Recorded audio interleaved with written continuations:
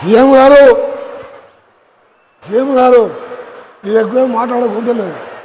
ఆయన మా సమస్యలు ఎట్లున్నాయంటే దేవరకొండ గుట్టల్లాగా ఉన్నాయి, గుట్టల్లాగా పేరుకుపోయినాయి. అన్ని సమస్యలు ఉన్నాయి.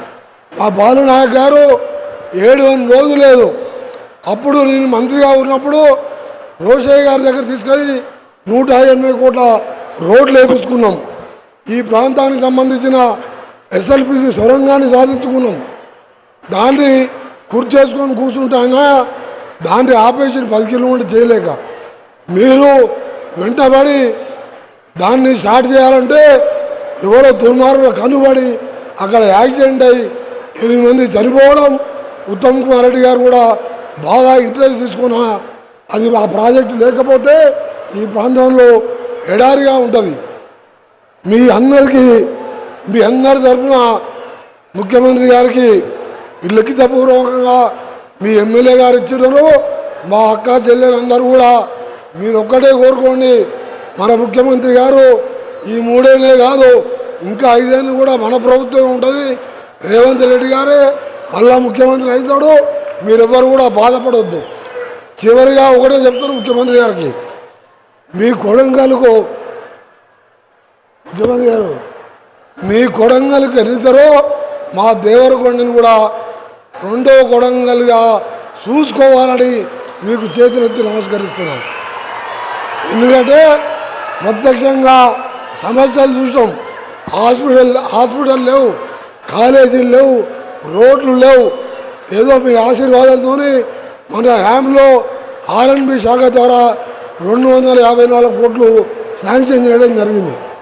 రాష్ట్రం మొత్తం 11,000 కోట్లతో రోడ్లకు టెండర్లు కూడా పిలవడం జరిగింది. మీ అందరికీ కూడా ఒకటే హామీ ఇస్తున్నా, ముఖ్యమంత్రి గారితో నా విజ్ఞప్తి, రాష్ట్రంలో అత్యంత వెనుకబడ్డ ఎక్కడంటే అది అచ్చంపేట ముఖ్యమంత్రి గారి కాన్స్టిట్యున్సీ, పక్కకున్న దేవరకొండ.